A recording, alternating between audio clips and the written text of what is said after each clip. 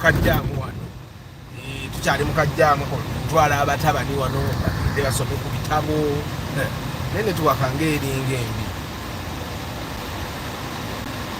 oba olunaku lwe lubi.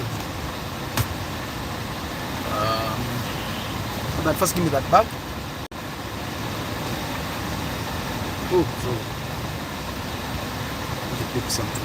I think I have a solution. So guys, how are you today morning? Today we're going to be talking pre-purchase inspection. But that word, Inako, hold on.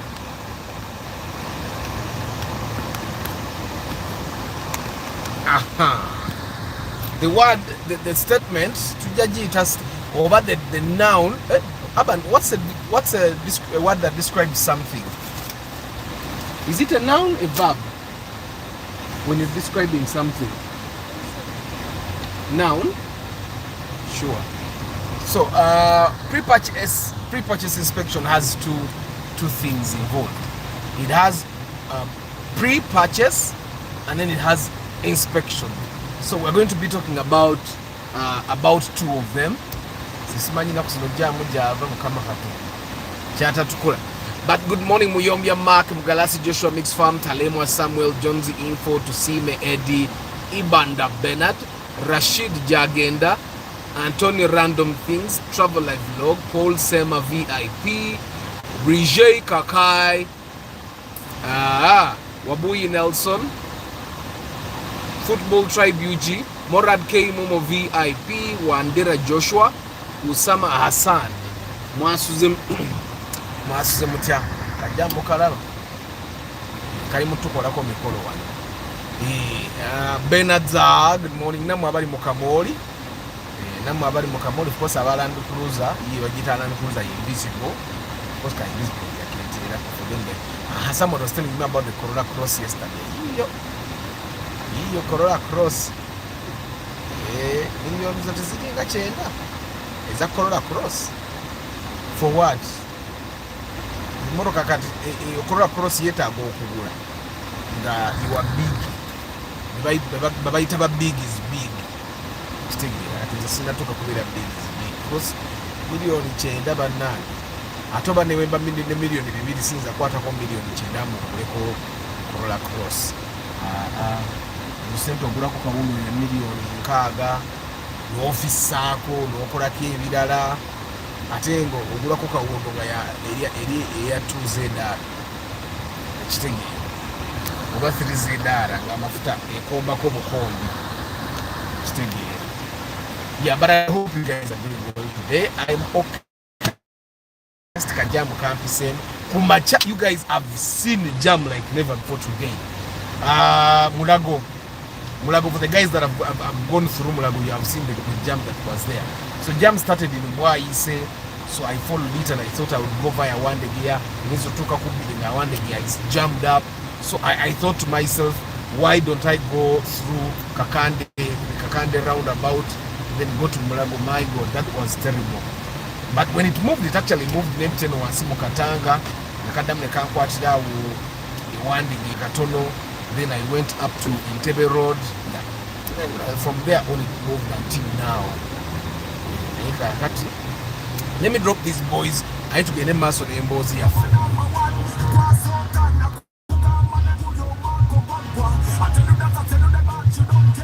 You don't give a damn, you don't dare. My number one girl, you rule my world. You took my heart, never ever thought you made me beg. You made me beg. Every time I come over, you made me beg. But why? But why?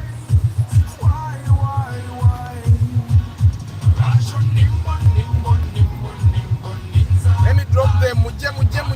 Muje. To pre-purchase inspection. Seatbelts off. Yeah? Okay. You can grab your bag. It's behind. Yeah. Patrick yo abayina amafuta amatono babibeeko anti tsemani. By the way, mwe bagayi jamu ono bwoba amafuta tolina gakumala Strong boy, bonga. Bonga, bonga. You're strong boy. You'll get ice cream in the evening, yeah? Don't cry. You see, you promised me you're going to be a strong boy. Didn't you? Didn't you promise me? Okay, you go to class, I'm going to be waiting for you there. Okay? Yeah, I'm going to be waiting for you. When you go to class, then I'll be there waiting for you. Yeah? You need to be a strong boy. Morning.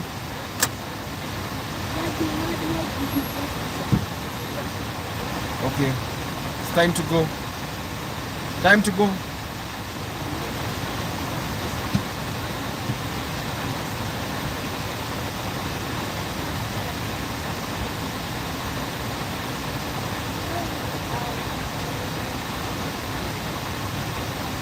Yeah? Sure. Behind. Help me get it.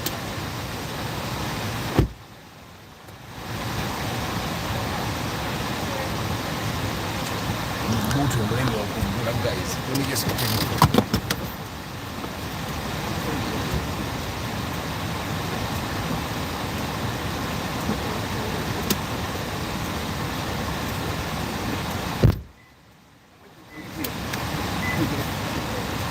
I'm waiting for you, okay? Look at that.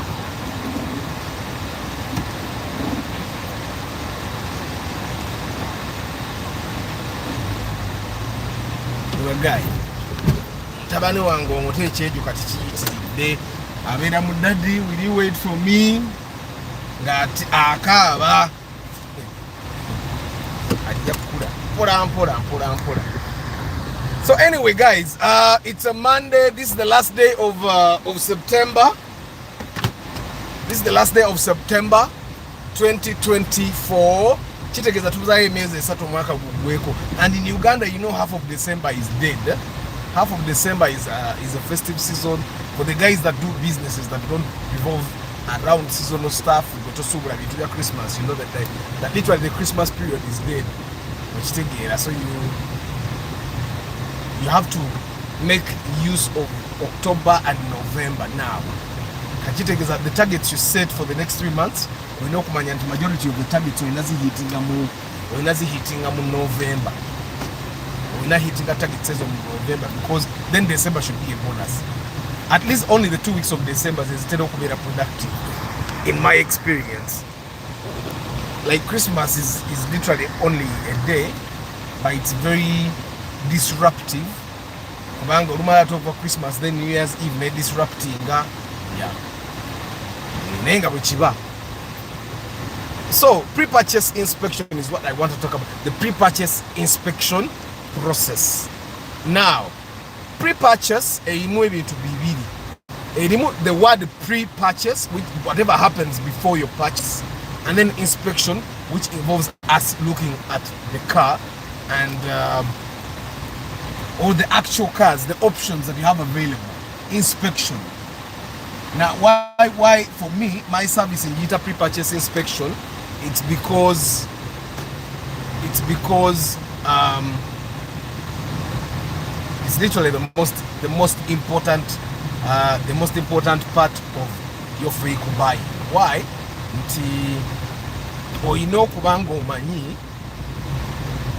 Kubanga, as you go to do inspection, you literally go through all the processes again. So now during pre-purchase, the first thing you're literally going to do is figure out which cars you want.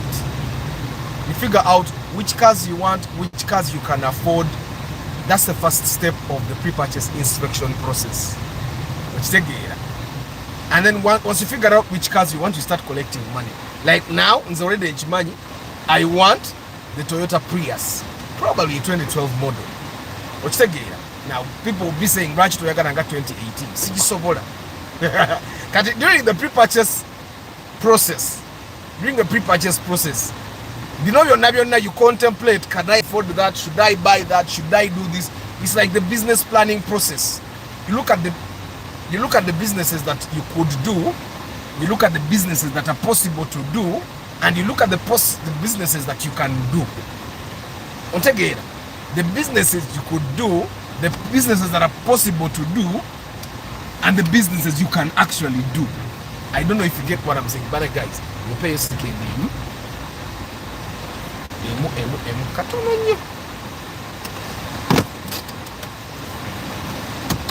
Second name, Nanaba Rabu Banja.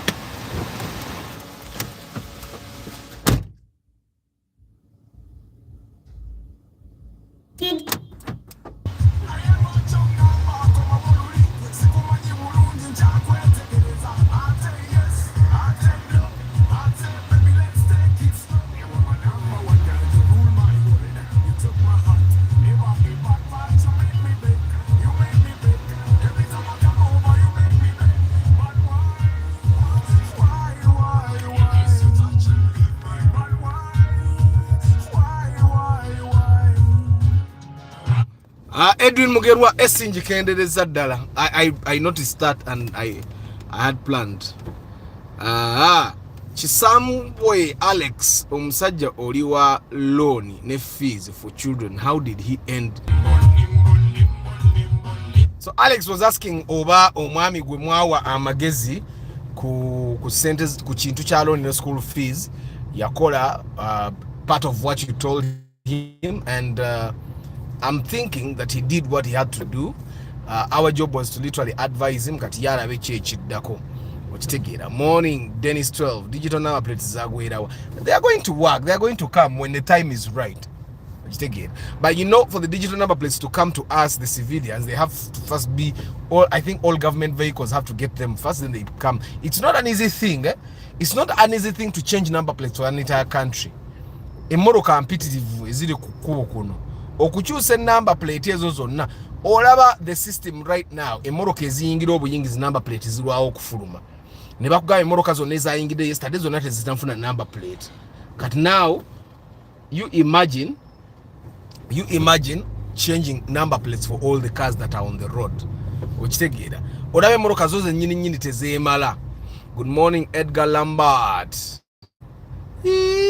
Edgar, me have driven Vitzes before. Kanvire mukama waffe agende enzo muntu andaga obutaala ngankuviira ng'ogenda. Good morning Triple M, how are you? Small car for self-drive. But Victor, I'm sure you can find places to hire those cars. Just make sure you don't get places. I would recommend you get a car from a company, and you make sure that your agreement doesn't give you liability for theft of the car. I've realized that it's a, I'm not being pessimistic, but it's a very possible thing that someone can hire you their car, steal it from you, and then claim you lost their car, and then they make you pay. So when you're hiring a car from someone, you write an agreement, but make sure that agreement your Prius UBH ekyali kubala bweba your BH ekyatambula Prius, then means because BH is a very old car now. So Victor, I'm sure you can get a car. Normally it's between 100,000 and between 100,000 and 150, but I'm sure if you're hiring for a full month, it can even be lower. You could find that someone gives you that car at like 60,000 a day or 50,000 a day. I don't know where they are, but I know you can get Victor. Dan Okeni Albino Olak. How is Fort Porto Triple M? I know someone that we had a show last week, and someone came from Fort Porto at night. Then they had a Zoom meeting, and then they slept a little, and then they came to do what they were supposed to do at the show. But anyway, Chairman Zach, you get lost, you man. Why do you get so lost?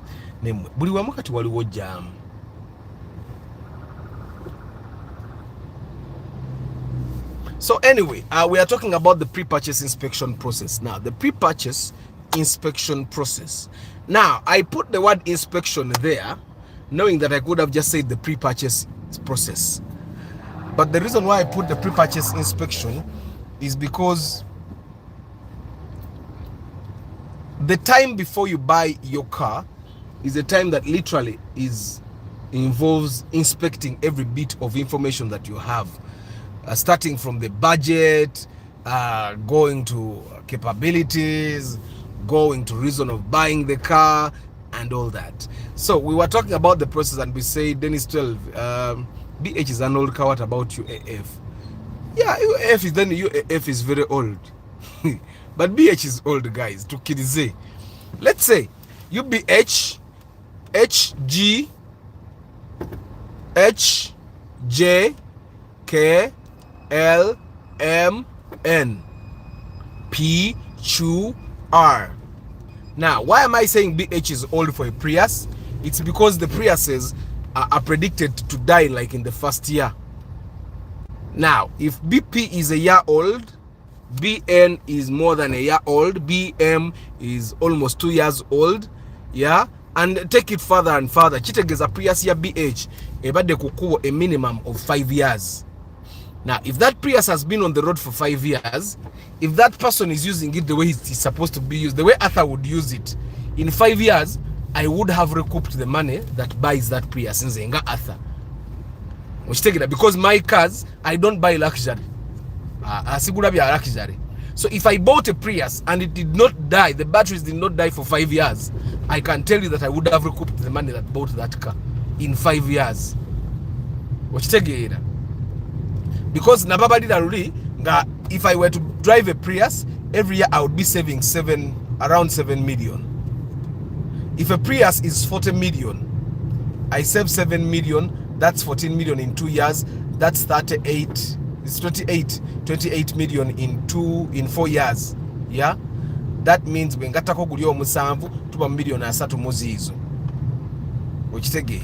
Now, of course, the maintenance is no more and all that, but in 5 years, mbani kupi is more than 70% of the money that buys that car. Chitegeza mwako guddako mbanzi jeyo atengira mbanchi asobolo gitunda sente eziwerera ddala. I don't know if you guys get what I'm saying, but that's all dependent on the fact that the car doesn't break down. I feel like some kind of Apple series don't go beyond 6 months. They normally go to 8, JK. They normally go to 8, and then you see another one. They normally go to 8 months. After my friend sent you greetings from Luna in Congo. Thank you. Amachama Lunji Chamba de Annington.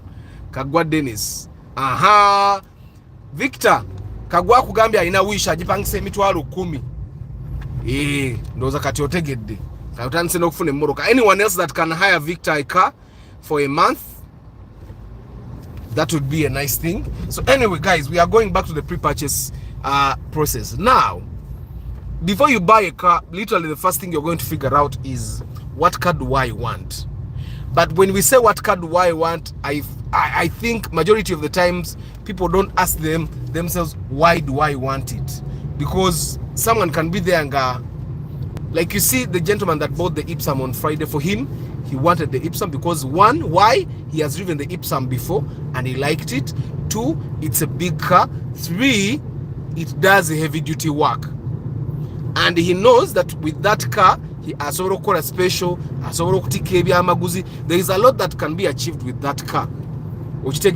Now, any other car that can give you what the Ipsum gives you is probably the Gaia in the same price range, but he did not like the Gaia. So, and apart from the Ipsum and the Gaia, if you wanted any, it would be more than 10 million. He did not have 10 million. As a matter of fact, our initial budget was 6 million. Yes, on the right, you paid 6.5, but actually, getwongerako wow baga mueleza ku simu nasobola okusasula Ipsum eyo okitegeera. Now you need to ask yourself, what car do I want? Why do I want it? Then the other thing you need to ask yourself, isn't there any other option that I can look at apart from this particular car? Now, why do you want to look at other options? Is because pricing. Sometimes you will want a car nayenga bagiseera. Like there are people that like overpriced cars, like you guys that want the Alex, Spacio, Probox, Primo old model, Primo new model. Those cars, I find that they are overpriced. IST, I find that those cars are overpriced, but then they have alternatives. They really do have alternatives. Of course, the Alex will go with the Ranex, the Auris. Is a motor nazona personal, I believe they are overpriced. Kati Ola wakasienta akakaburu akaparking zao on your right. Ako. That's a UBG. UBG osoro jifune million nga 15. Chokate Alex eremo UA je batunde million 15 ngetambude emyaka egisuka 8 kukuboli ya Uganda. Ukitegera tejiba na myaka 10 olowooza. Like the Alex we bought UAs. The only upside is that the Alex now retains resale value. That in case you want to sell it, you can get your money ngabo wajigula sente zo zijam. The same which cannot happen with the Sienta. Now, when you ask yourself what car do I want, then you're also going to have to ask yourself, how long am I going to drive this car? If you're going to drive it for a longer period of time, then probably resale value might not be a thing that you have to look at more than anything else. Why? Because whether the car is a hot cake now or not, in like 5 years, there will be better hot cakes. There will be cars that are hot cakes. Hot cake. You guys remember a time in Nigeria in Uganda, a Morokazi Subaru, Mazda, avuga Subaru. Abagaga nga Subaru Mazda basitwalira mu level yemu Mercedes Benz okitegeera, and they used to look exotic. Then there was a time when Ipsam was one of the, I remember all lecturer wa Makerere bamita Dr. Nanyonga tamusuza yaleta Ipsam Makerere yali ya gold Ipsam ne batugambe ye motoka ina ne busensa bobo parking e beeping oleme kutomera ina camera ya reverse the Ipsam was something else, and the Ipsam was big at ebisere binalimvuga kibina yange naye gwe nga Ipsam engeri jenjira bamu ya manyi okitegeere. Of course kati amanyi ga the glory is back because you cannot get Ipsam at like kati Ipsam mujirabe esalamu U80 ya milioni mwende yo jolaba bwaba atunda n'okutunda kubojja musanga nga ateta tunda okitegeera ye milioni mwenda kuba eyimiridde okitegeera. But there was a time with the Ipsams where the new thing ngabagagga be bavuga Ipsam. You guys remember Karika Nuwa ketwaguze? There was a time when it was the rich people that were driving those Nuwas. So the question of what car do I want should be very specific. Don't buy an overpriced car because you want to sort of look rich. Buy a car you can afford. When you're thinking what car do I want, I find Nzenga Arthur, I would recommend even to myself to simply look at the car that I can afford, or a car that can make me afford life. I don't know if you guys get what I'm saying. I either can afford it or it can make me afford life. Like the Prius, I can't afford it now in cash, but the Prius can make me afford life. It's going to be a test. If I end up buying a Prius, it's going to be a test that I'm doing for both you and me. For example, I can tell you, nti Prius eyo jiraba bwetafa mwaka gusooka, it doesn't matter what debt I will have on it, nja kuba ndimazeeyo bulungi. Then bwetafa myaka 5 sente ezagigula ejja kuba ezisasudde. I don't know if you guys get what I'm saying.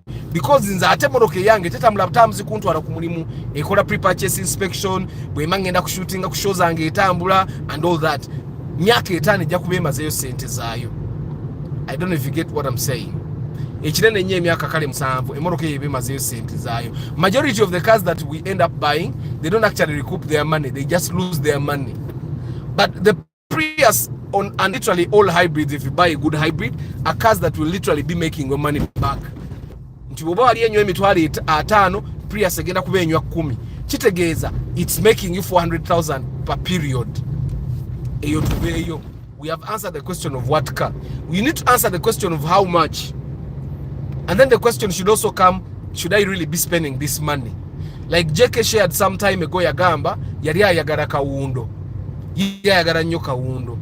But then after some time he figured, because the money we bought he's newer, he could have gotten a very good Kaundu and even remained with some balance. But two things happened. He was buying the car, he was not going to be driving it most of the time, the madam is going to be driving it. So the question was, would madam be comfortable with the fuel consumption? No. Then second, chenyo jekene yechusanaga kangule nuwa because ne madam jayagala. Ye andagala okugula Kaundu because he drove it, it was comfortable. For him, he has no problem with fuel, but he wants his madam to buy fuel for herself. So then it goes back to the mathematics. Not just the mathematics of buying, you need to also think about the mathematics of maintaining, and then the mathematics of fuel. Those are very key, very important. But at the back of your mind, I want you to always have it in your mind that resale value should not be so bad when you're buying a car. Like, of course, right now there is no car that has bad resale value. That I can tell you. Ne market says omuzidaba nazote zina bad resale value because a good market is also sold quite expensively. So we have answered the question of what car, we have answered the question of money. Then the next question would be, where do I get the car? Now in Uganda, especially for the people that want to buy the cars, the question is normally answered by Gigi. I find that Gigi used to be called OLX. Gigi used to be one of the best places to look for used stuff, but Gigi got spoiled. Kati kusinga koba broker lie, and they lie. I can tell you, like, now 5 people that got options from Gigi tugenda tuka options oku Gigi nga either teziri iyo oba yabadali imba price oba yene yewamba. So yes, Gigi now Gigi is like how I use Jumia. I normally use Jumia to just tell me the prices. Like if I went to Jumia and they were selling like a certain laptop at 1,200,000, then I would know that laptop is probably 1 million flat. Which then I'll go look for it at 1 million flat.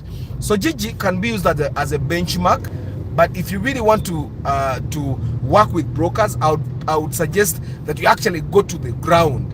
If you want to work with a broker in Nakawa, go to the ground and talk to a broker there. Of course, like brokerage for cars is not a professional thing. Even for houses and land is not until we get like associations that can professionalize these things. It's not a professional thing. So you go to Nakawa, you go to Bakuri, you go to Machinde, you go to Pine, you go to Neighbor, and then get a broker and talk to both of them. Go in and buy a broker. Don't go to Gigi. Now, why am I encouraging you to talk to brokers? Because I found that some people mistake me for a broker. Sentence also suna mnangi za inspection. So there are people that normally text me. I'm not a broker, guys. I'm not. So you know the thing that normally happens, you look for your options. Of course, now the question is going to be either either the cars are bad or the offers are bad. That's when we call a few brokers that we know. The best network is okay stabilizing.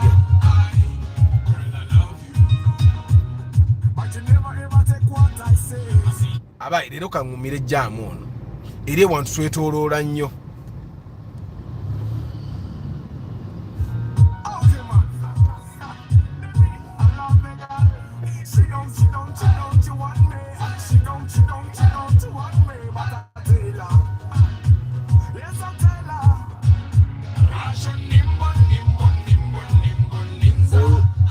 Olukuba lufuuyire poto kagwa Dennis. So UBH would be 8 months older than you, BHZ. Yes. Kawesa Victor, Dennis 50k for 30 days. 50k for 10 days, emitwala atano 10 days, emitwala million emu 20 days million emu n'ekitundu. Siwabi. Good morning, Eugene. How are you? Dorothy Namfuka, you girl, why did you get lost that much? Why? Unfortunately. Owen, good morning. Yesterday you talked about VVTi engines, and I'm wondering its advantages and samples of Toyota VVTi cars. Owen, VVTi engines, the VVTi technology is an improvement of the EFI. EFI was electronic fuel injection, and electronic fuel injection replaced replace carburetors. Emotoka zedda zabanga ne carburetor kantu kabanga kakebe nga akantu ako baka setting manual kapime amafuta nga bolinnyako wano kaliro nga amafuta gagenda yeri ukitegeera kati ne zibera ezo za carburetor ne zibera replaced by EFI, electronic fuel injection, kati nga amafuta emotoka egapima electronically. Then VVTI neja variable valve timing with intelligence. The computer does all that work. Of course, it has a lot of sensors and all that. And mechanics used to be very unwelcoming of the VVTI cars in the past, simply because VVTI ingirija ina amasanyalazi agawerako bayite bajagala nti amasanyalazi mangi. But then they embraced it. Now mechanics can actually do VVTI. One of the things that disturbed the newer Vox because of masanyalazi, which I remember in 2018 I wanted to buy a Vitz, and then the mechanic yali mukwano gwange kasanga ati Mike nangamba athane wali kuzenga chikumi vitizo no jisobola masanyalazi ngamba. I bought it and I never got any trouble with it. So VVTI cars, Sienta, Vitz, Ractis, Wish, Fielder, literally all the cars 2001 and above, the VVTI. MK Dental Hub, good morning. Are Mark 2 Grand is still a thing? Mark 2 Grand. Mark 2 Grand, yeah, they are still a thing. Mark 2 Grand is one of the affordable luxury cars that you can get at 12, 13, or sort of a Mark 2 Grand in area luxury. Uncle Arthur, morning, may Almighty bless you. Amen, amen, Amula me. Clacky Mose, clear. Movie shots, good morning. Toddy Ronald, good morning. Amen, Dorothy. Auntie Obula, nyo, we made a sikuraba ko, ningamba, ati no. Anyway, Arinaito Kevin, good morning. I appreciate Amina. So toget de ku watka, toget de ku how much, na toget ku where. Now, I want you guys to understand that in the process of buying cars, you cannot avoid brokers. Just the way of the process of looking for houses, it's very hard to avoid brokers, especially if you're looking for a house in a place where you have not been before. Which tegera eno church je tulikene we bambatiriza nga Arthur era bwe nali nonya baptism card yange najja wano nenjija, then I realize wano bambatiza linnya ddala nange nyina linnya ddala bambatiza linnya ddala kati nakola ero libambatiza oba nalijesa ndekireka ku T7 naliteekako nga middle name leka nalisako nga middle name naye nabigaana ebyo kati sikyalikozesa. Lucky Mose, Arthur, Class B is allowed to tow a trailer below 750 kgs, but a trailer is supposed to be with number plates. Yes, a trailer is a vehicle, and every vehicle is supposed to have a number plate, and then you move with the paperwork like logbook of that trailer. But I've not towed a trailer before. I think I should just go and hire a trailer and tow it and see what the experience is like. I think it's like driving a real trailer. Good morning. So tuoget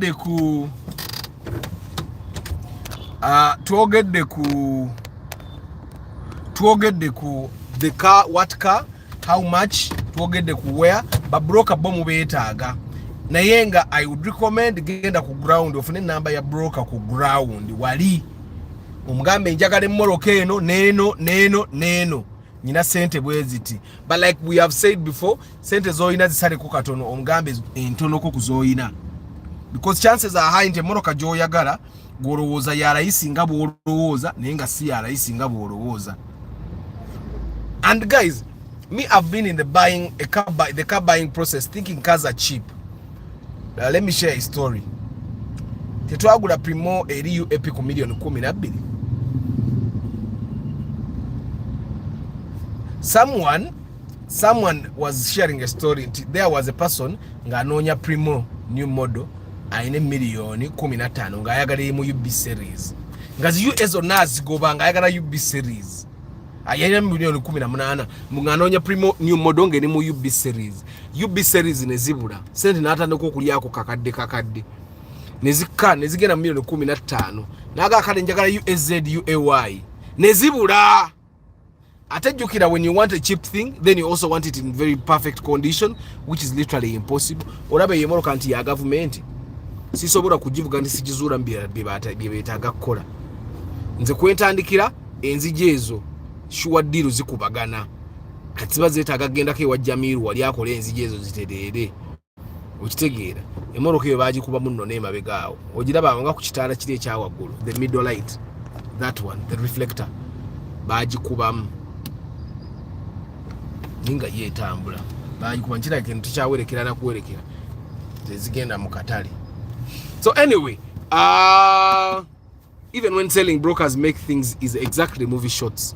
So talk to a broker omubulire moroka gyoyagala newerekere yakasende just in case, kubanga ebiseera ebisinga buli woyagala ogule moroka olaba eri wish ogiraba teina sport rim kati oli ajja kugamba osobola ofuna wish eyo teina sport rim erina kuba ya layisi biki akali nedda oyo Arthur byayogera tabimanyi. Wish new model tugifuna ku million 2 nobeera ne million zabyo kale njagala wish new model ne bakuletereza ebigo nga tozigula ne baleeta ezifaanana zitya nga tozigula. Okitegeera okakana ng'olidde kaataano ezibadde million 2 tezifuse 19 kitundu 19 kitundu tezifuna na wish old model nungi nnyo. Obuli ate saga ya wish new obuli nga abatukuze kimazidda biyante.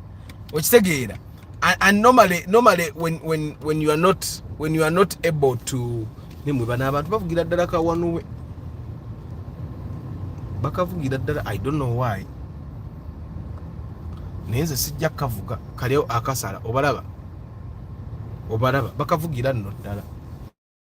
So oba oli awo ng'ate sente olwo ewakanga wafunayo ekizibu. The guy that bought the Alex banyumiza nti yabeeranga ne sente ze olwo awezezaawo million oba 18 aba ali awo ng'abe waka bafuna ekizibu. Nangamba ate ffe our family we cannot leave a person in problem. Era when your family member calls you he has a problem of 2 million, you cannot keep 2 million on the account. When you can help, either you send it. Nagamba nezigenda neziva mu 10 oba mu 18 nezigenda okakana ngasigaza 13 mbukati kuno bwe yafuna sente ze neziwere million ze 10 yayino ba 17 naga tugende tunonye mmotoka. The person that bought the Alex, which they get. Good morning Sebugwa Medi. Yeah, so it's important that you be realistic with the prices. Be realistic with the prices. Be realistic with the prices. Oberengo manyi. Be realistic with the prices. Oberengo manyi. The price, the actual price that you should be buying. That you should be buying. The Canada concentrating. Mukatono one.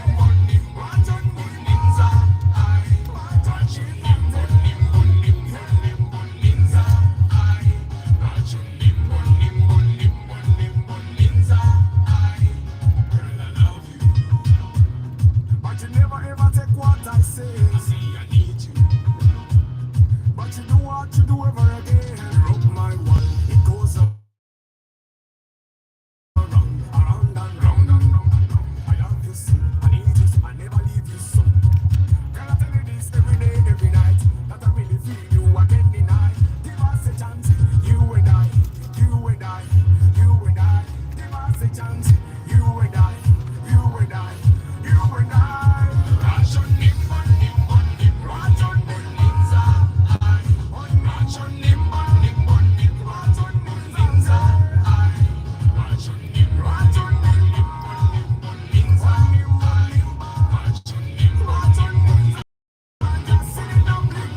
we are still talking about the pre-purchase process, and we are at the level where we're speaking to brokers, telling them the cars we want.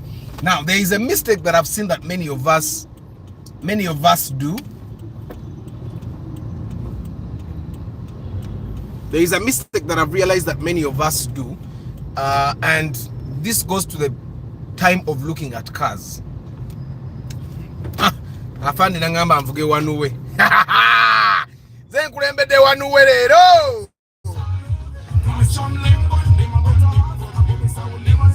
Mwe bakolere ekkubo mujja kutya.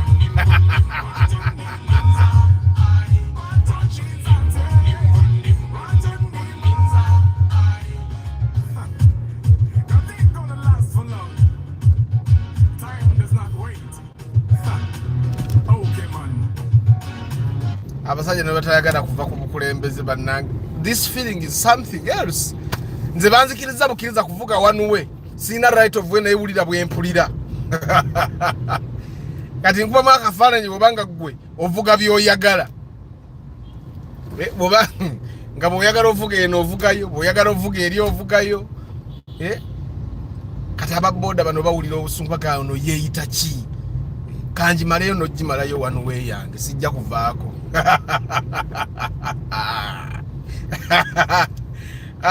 Gwe vayo jayo kurugayo. VIP ama musale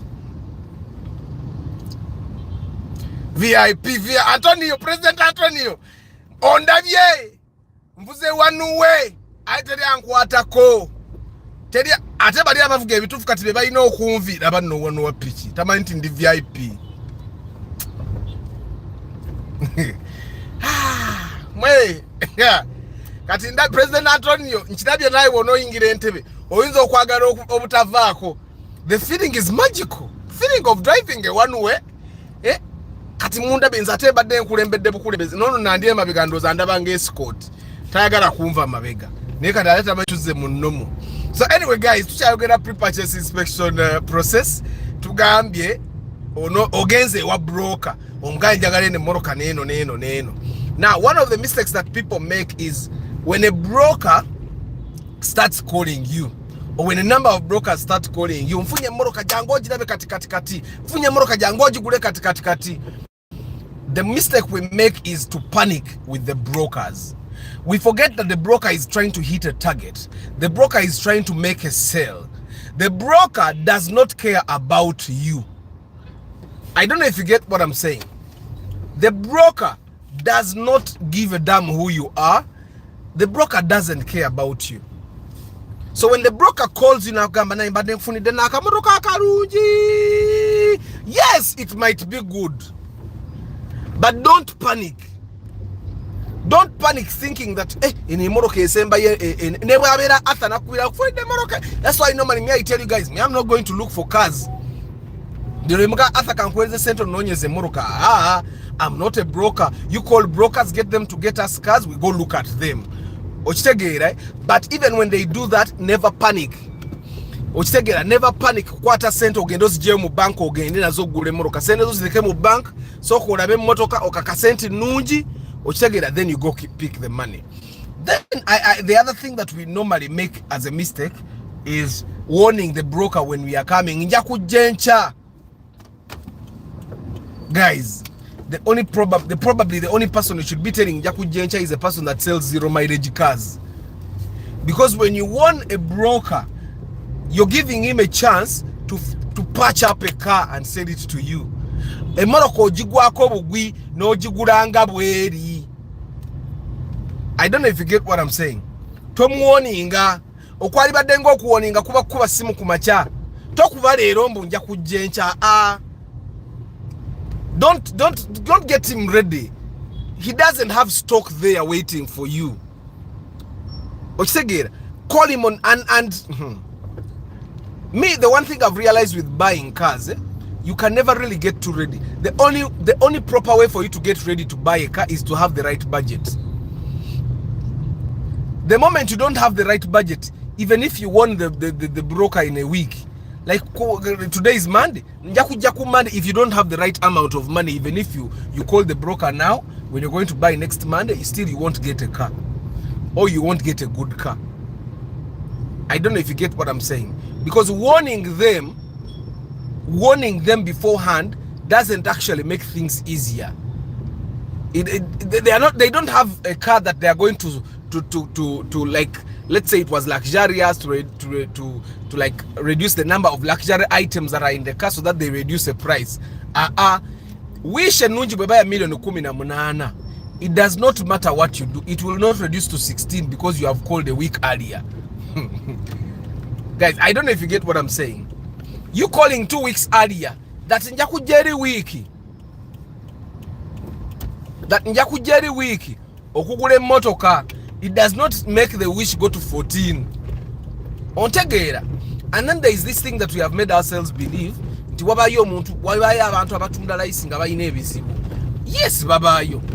But me, one thing I've realized about these things is that majority of the time abantu ababa nebizibu basokera kubira ba broker. The brokers themselves want to buy those cars, nabo bazinonya. Like the time when we were in Machinde, remember when I talked about the chikumi kumi, the broker himself was saying, Arthur, emoroka eyo chikumi kumi eyo munana mujigana mwinawe mujimanye eyo mukaga nange zizino, he got money out of his pocket. Nangamba Arthur nze mundaba nva ku Masaka Road kunonya moroka ya kusubula embuze. So it's very hard for someone, a broker, to tell you what one moroka ya busubuzi. I'm telling you, it has only happened once. Kekavitizi kalike na soko okugula. All the other times era the person that called me yangamba Athens nakuita kuba nange nalisi zirina nga nebendi nabo bonna sente tebazirina. Other than that, a broker will always buy a cheap car so that they can sell it to you expensively. So you're telling them 2 weeks in advance, unless the broker doesn't have money, his friend doesn't have money, their acquaintances don't have money in the business. Why won't Rachita get a jiguza?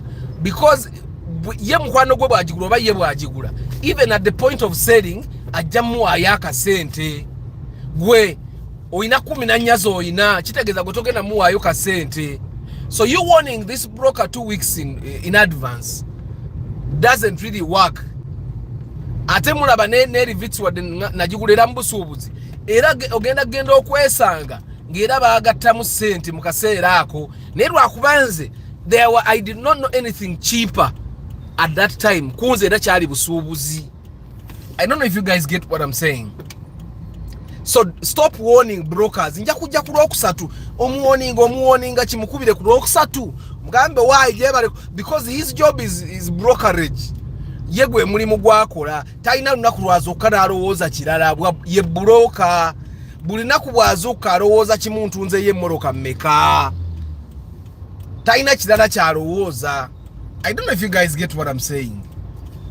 It's like you telling Arthur, Arthur, omwaka ogujja njagala directing omuzanyo gwerindo omwaka ogujja bonoba oli ready okitegeera obanga lumu January onkubire Arthur oli luddawa nkolera appointments je to discuss omuzanyo guno gwenjagala directing. That's all you need, because Arthur is a professional dramatist.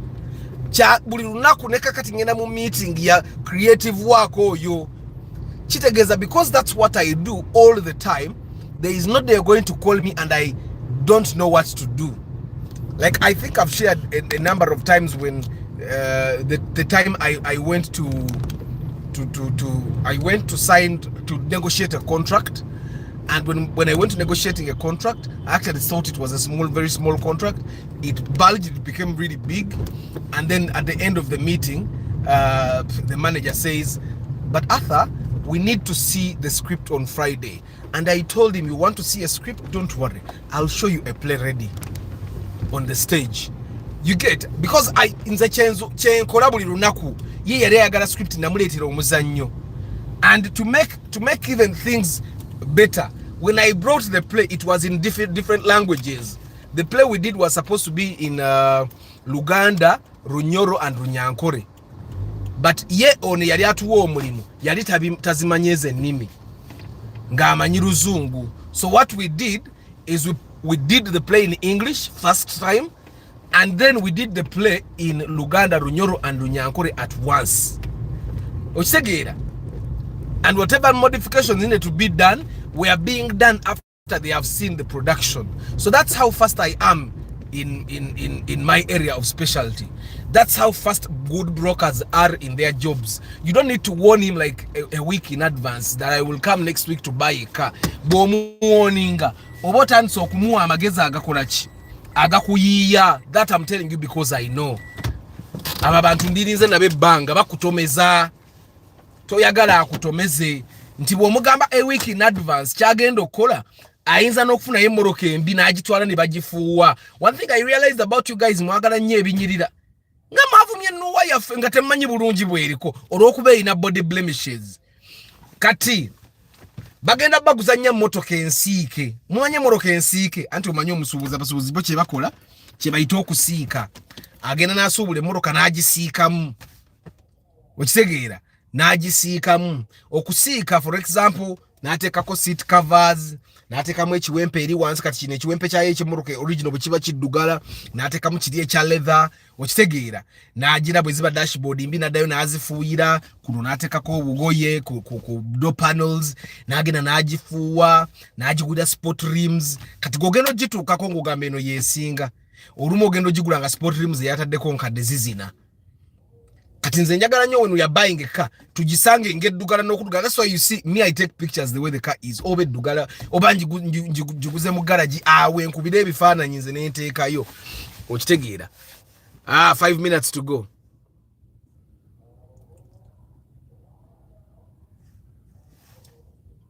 Arthur, share your number for consultation. Hey, Joseph, my number is in the description of the channel, but let me read it just in case. 0752991051. My number again is 0752991051. I've learned that you cannot solve all problems in your family. Gendo ogule motoka. Nze nange ebizibu bya family yange byayo. Ge mazima kuba nange nyine ebizibu byange byempita mu nzekka. Nga niwe abalina sente bali sobodde okunyamba era tebanyamba era obakubira nga tebalina. Kati actually me I stopped calling people when I have money problems. When I have money problems nekwata oba nengenda mu banka oba nentunda ku byennyina. That's how I solve my money problems. Okitegeera. Kyovula bantu lero oyinza okusanga mvuga mmoroka mpya enkya nonsanga mu nkadde nze nava ku nsi. Sijja vuga mmoroka ya milioni 10 nga nsoro vuga ye5. Ziri 5 zimale ekizibu kyange. So I enjoy life to the fullest. Good morning, Isaac Ruirika. Lawol Mbuflo it. But Arthur, how can we subscribe to your channel using mobile money? Because sometimes I need notifications for you. Guys, there is an app called Eversend. Now, the app called Eversend, you can buy a Visa card that is not linked to your bank. Eversend, you download the app called Eversend. You create an account, you create verification ID and face, and then afterwards you put money on it using mobile money, and then you buy a Visa card. Visa card ojigula munondo gumu like $3. Toddamu kusasula. Then obango ogitekako sente continuously. Yeah. Eversend will be bamwe abamu temwagala teka Visa card zamwe ku YouTube. So you buy a Visa card using Eversend. You buy a Visa card using Eversend, and then you can buy memberships here, guys. Thank you very much for thinking about me. Buy loan. I'm going to create a tutorial for Eversend. Antonio Random Things VIP. Oyo Antonio, you're president for the love of cars people's party.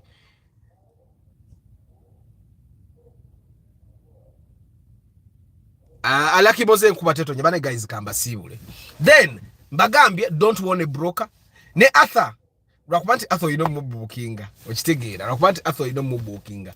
Ne Arthur wali badde kyali badde kino no jabuzi na yene danze to jabuzi kati ngeno week.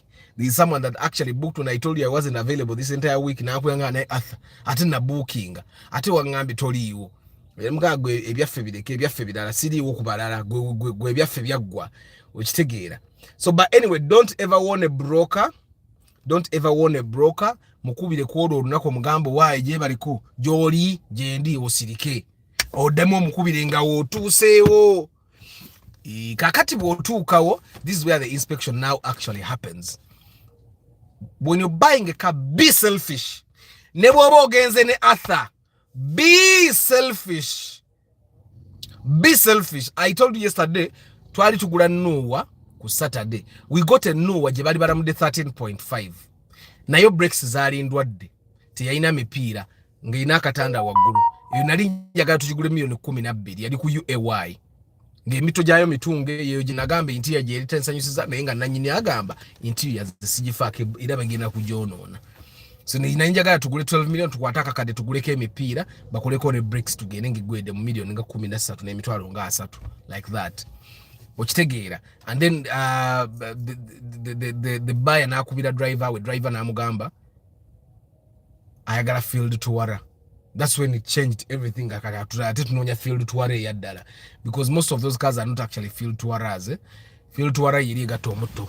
So anyway, be selfish. Gwe manya kyoyagala atha ne bwakugamba ki, but don't be idiotic.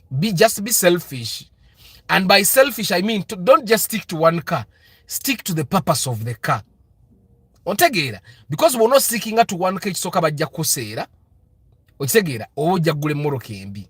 So stick to the purpose of the car. Ngule moroka egenda vuga baana bange ku somero.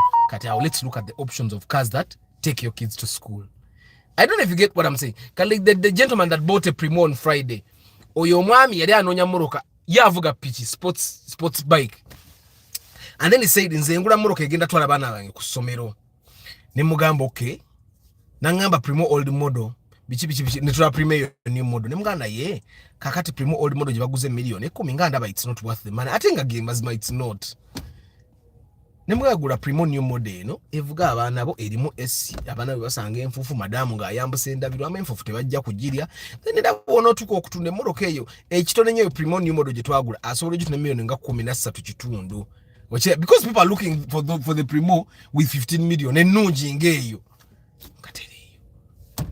So be selfish, but only be selfish in regards to the purpose of the vehicle. Don't be selfish in regards of I want a Mercedes Benz. Whenever you go there, abantu bajja question you are. Bakuleka ogule Mercedes Benz. I remember the gentleman that wanted to buy a Mercedes Benz. Nemugamba ne Mercedes Benz tujeke gwe twagula ne Crown. Ne Crown ya musala na yate Benz yali musazi. Ho! Yeah. Crown ya musala. Crown ya musala milioni nga 15 oba 16 kuba Crown twagigula milioni 3.2 yagitunda 16 oba ya musala na yata abagula Mercedes Benz kuba yali agenda gigula milioni 4 ate yo yali musaze nnyo okitegeera. Anyway guys munzikirize mbasibule be selfish. Ekirala during the pre-purchase process don't move with your money. Eza atha wabagenda kola pre-purchase inspection ezange tambula nazo ezo butumara okukebere moroko osobola n'okungolo nga athagena nze nesasulira abantu bange n'enkuviira n'obatwala mu banka n'obawa sente. But don't move with the money. First look at the car osalewo motoka kibo kiba kisoboka je mbamuvuga mugere ne mu banka. But don't, for whatever reason, don't move with the money. For kati ngo mwami wa Ipsam tutambula n'akasawa akaleka muno mu motoka tutambula tutuko okusasula moroka nga mubuuza tugenda mu banka ki nti sente zange ziri wano. Nga sente dalazina of course kati abamu kumwe mwina bank enzibuzibu weza okujja kati nga jeke accounts ziri mu Bank of India. Kati Bank of India ina branch emwe Uganda. Kati oyabage na post Bank of India ina branch 2 ine yerugazi ne ye Kampala. Kati yo bank eyo kati bamugule moroka nga mujiguze wa Kiso. Kati amwina okuvuga mudde kugundi ate nga agibaguzize wa Kiso bwaba katayagala kuvuga moroka ye oro mugende e Kampala road mu Jail Center mare mudde ye wa Kiso. Abamu kumwe oli musajja oyina account mu banka y'abakyala oyina account mu banka y'abaana mufune kati bw'ogula wa account in multiple banks yonayo noteke yakasenteko. Guys kamba sibule muyombya Mark Mugalasi Joshua Mix Farm Taremwa Samuel Jones Info Tusime Eddie Iwanda Bernard Rashid Jagenda Antonio Random Things your president for the love of cars people's party tugenda kuba twanguya obulamu bw'okubeera ne mmotoka tuzibwazo obulamu bwa piki kuba piki zisenya abantu omupiira gwa piki nga gwa mitwalo 7 gwe moroka gwa 12. Travel life vlog Paul Sema VIP Bridget Kakai banange temwerabira genda ku SPK driving school ekanyanya gyobokolera permit yo gyoboyigira okuvuga moroka gwa atamanyi. SPK driving school eri ku gazi awe ekanyanya tebansasudde kalango naye bambi SPK driving school recommends me for business, for pre-purchase inspection a lot. And recommending a new scenes about Mrs. Okalango. Bridget Kakai, Patrick Yo Poultry Farm, Wabui Nelson, Football, Tribal, came home VIP, Wandera, number one Mukamori, I don't take it for granted. Wandera Joshua, Usama Hassan, Bernard Zah, Adrian Mugerwa, Dennis 12, Chisambwe Alex, Mikel UG, Winnie Muonge, Edgar Lambert Nakwagala. Gwe. Nakwagala, is it a real name? Oba. Ani, Kawesa Victor, Triple M, Dan Okeni Albino Olak, Chairman Zach, Chamba de Hannington, Kagwa Dennis JK, of course, Triple M, Kakonge Eugene, Owen, MK Dental Hub, Kagwa tewaze mugundi, Victor tewamuzemu yabadda kuwadde offer, naye mwe last offer, nga tetunava wano, Mula Mick, movie shot study Ronald, kuba mwena sina namba zammwe kati mujja kugira mu mwagala okugira kati naminga erinnya lya channel ye gyogenda okunoonya. Dorothy Namfuka, Toddy Ronald, Irene Kevin, Lucky Mose, Chigundu Chiwanuka, movie shot, Sebugwao Medi, health expert. Health expert yabuza, how does it feel to own a car? Eventually it becomes normal. You see how you put on clothes every day, so eventually it becomes like, okay, if you don't have a car, then things literally don't move. Joseph Bali Kudembe, Adrian Mugerwa, Luirika Isaac, Lawol, Natuha Bailon, Kazoba BL. Now still I have to buy a 5 million crown. Hey, ojajigula na hata ukenda gula ile mo ingine ya progress. I'll come and you tell me about the visa card. Bambi jangu Antonio. Tunyumye naye baba era no wiki ekyantwala Antonio. Naye gwo bimanyi kati kyemmanyi obimanyi. Toiza banga tobimanyi. No wiki entwala paka lwa akuna.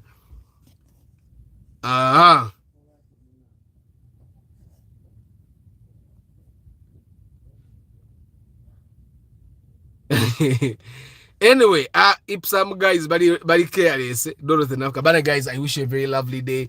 I'll see you tomorrow morning, Market Tuesday. Kanda vechi tuba tusoma kencha. Mukama bawo mukisacha.